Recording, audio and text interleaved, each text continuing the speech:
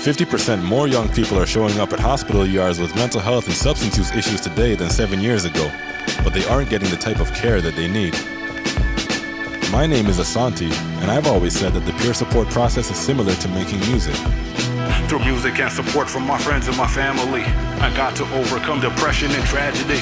My name is d-sisive, and collaborating on a song about my mental health journey with Asante in episode 1 was a key part of my recovery. Now my mission is to guide musical collaborations that will celebrate the caregivers making a difference on the front lines of mental health and addiction. Welcome to Cypher.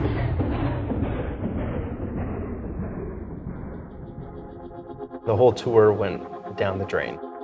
Ace, you need to wake me up 2 hours before this. And I'm like, I've been trying to wake you up for 3.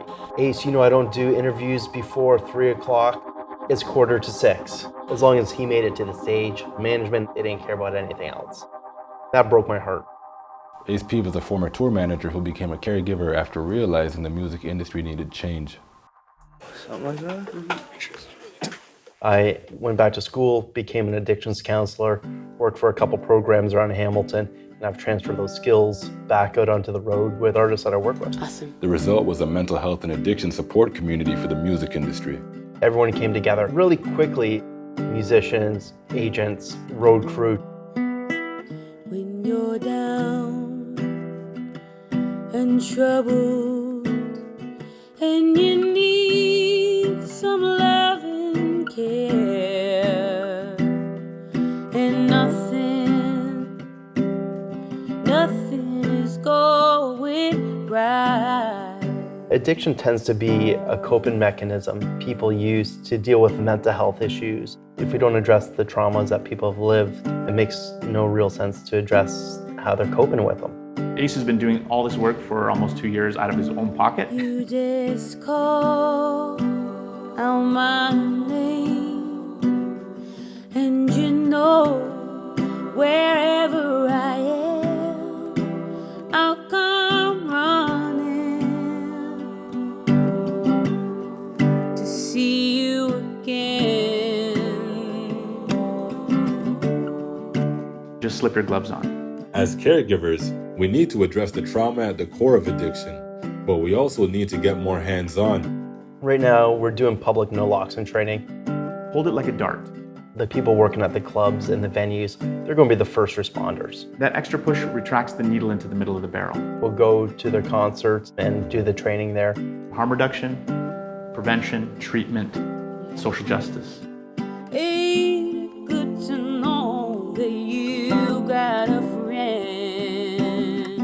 One thing I have learned is that there's so many caring people in this world, and we could figure this out together. Oh yeah, yeah.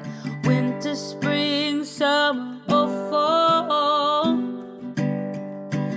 All you have to do is call, and I'll be there. Yes, I will. Yeah, you got a friend. In its first 2 years of operation, Over the Bridge has provided peer support counseling to over 2,000 people. That sounds nice. Their naloxone kits and training have saved 8 lives.